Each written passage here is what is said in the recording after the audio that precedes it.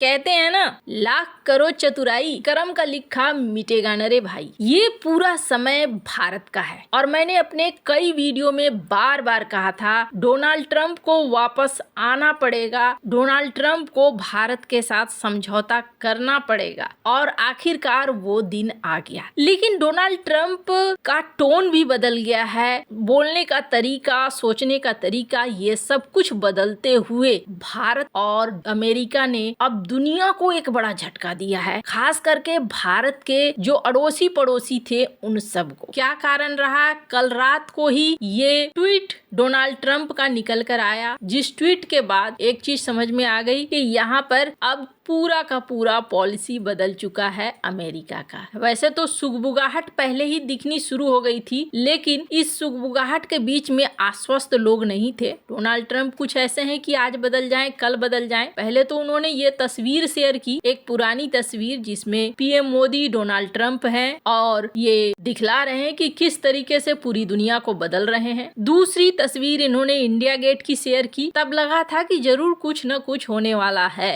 और आखिरकार ऐसा ही हुआ। डोनाल्ड ट्रंप ने ट्वीट किया जिसमें उन्होंने कहा, प्रधानमंत्री नरेंद्र मोदी से बात कर आज सुबह अच्छा लगा, मैं अपने आप को कृतज्ञ महसूस करता हूँ। मैंने कहा ना, टोन बदल गए हैं, इस चीज को ध्यान दीजिएगा। इससे पहले लुटनिक ने क्या कहा था, भारत को 1.5 से 2 महीने में आना होगा, हमारे पास झुकना होगा, सॉरी बोलना होगा और फिर एग्रीमेंट फाइनल करना होगा। पर यहाँ टोन आगे ये कहते हैं, वो मेरे एक प्रिय मित्र हैं, पावरफुल हैं और आदरणीय नेता हैं अपने देश में। मैंने उनसे कई चीजों के बारे में बातचीत की, व्यापार के बारे में, कैसे रूस यूक्रेन युद्ध होगा इसके बारे में, और वो तैयार हैं कि वो रूस के तेल नहीं खरीदेंगे और ज्यादा से ज्यादा वो तेल अमेरिका से खरीदेंगे, वेनेजुएला से खरीदेंगे। ये मदद करेगा रूस यूक्रेन युद्ध को खत्म करने में जो अभी भी चल रहा है और हजारों लोग इसमें मारे जा रहे हैं हर सप्ताह। और इस फ्रेंडशिप और रेस्पेक्ट की वजह से पीएम मोदी के रिक्वेस्ट के बाद हमने ये तय किया है कि हम इस ट्रेड डील को फाइनल करेंगे। भारत और अमेरिका के बीच में ये ट्रेड डील है और इसमें हमने जो आपस में लगाए गए टैरिफ थे उसको 25% से घटाकर 18% कर दिया है। इसके बाद वो भी अपने टैरिफ को घटा रहे हैं और हमारे लिए कोई टैरिफ बैरियर नहीं लगाएंगे, 0 रखेंगे। प्राइम मिनिस्टर ने ये भी कहा है कि वो अमेरिकन खरीदेंगे और बड़े लेवल पर खरीदेंगे।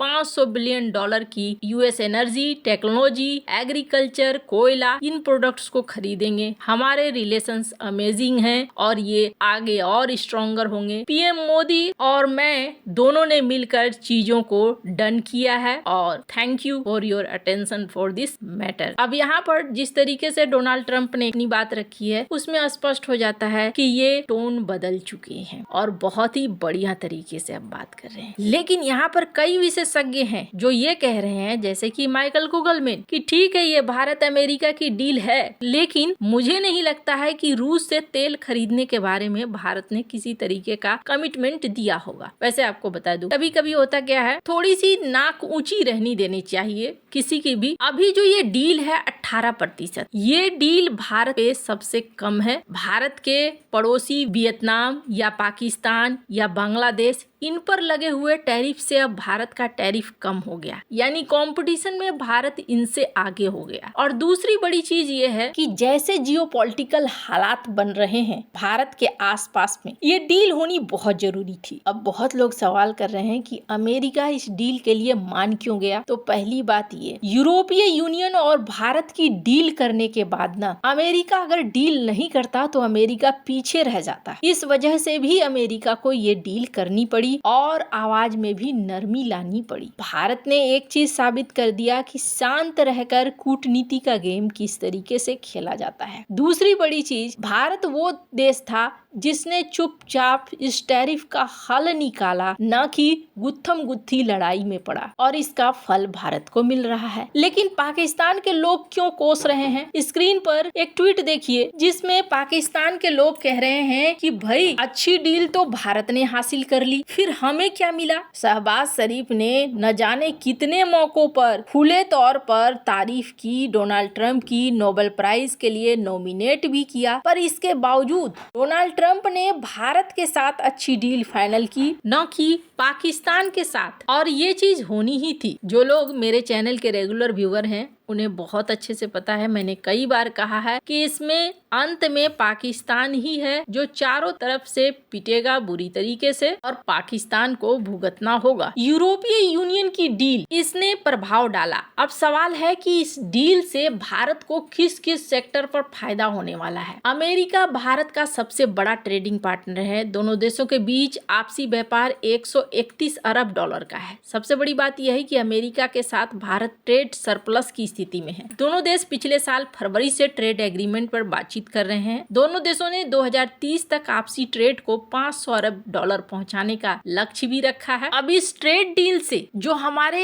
मेन कॉम्पिटिटर हैं, अगर आप देखें चाइना, उसके ऊपर 34% है, Sri Lanka 20%, Vietnam 20%, Bangladesh 20%, Thailand, Pakistan, Cambodia 19%, एक जापान ही है जिसके ऊपर 15% है। इनके ऊपर भारत को बढ़त मिल गई। चीन की तुलना में भारतीय सामान अब अमेरिका में ज्यादा सस्ता होगा। चीन के अधिकतर सामान पर अमेरिका में 34% टैरिफ है। हालांकि ऑटो पार्ट्स और मेटल पर टैरिफ बरकरार रहेगा। हालांकि कंपनियों को ट्रेड डील की डिटेल का इंतजार है, क्योंकि इस बारे में कोई जॉइंट स्टेटमेंट नहीं दिया गया है। भारत ने हाल में यूके और यूरोपीय यूनियन के साथ भी ट्रेड डील की है। इससे भारतीय निर्यातकों को अपने पोर्टफोलियो को डाइवर्सिफाई करने में फायदा होगा। अब किस सेक्टर में ज्यादा फायदा होने वाला है? माना जा रहा है कि मछली, इसके अलावे diamond, carpets, gold and jewellery, bedsheet, garments, in sector में, अलग अलग सेक्टर में भारत को अच्छा खासा फायदा होने वाला है। हालांकि भारत ने टैरिफ के बीच भी अप्रैल से नवंबर के बीच अमेरिका का एक्सपोर्ट 11 बढ़ाया था। 59 अरब डॉलर का व्यापार रहा था। इस दौरान स्मार्टफोन का एक्सपोर्ट दुगना होकर 16.7 अरब डॉलर रहा। अगस्त में भारतीय सामान पर 25% टैरिफ लगाया गया था और उसके बाद रूस के तेल खरीदने के कारण 25%। ऐसे हालातों में भी भारत ने अच्छी खासी बढ़त हासिल की थी और अब तो भारत के लिए एकदम से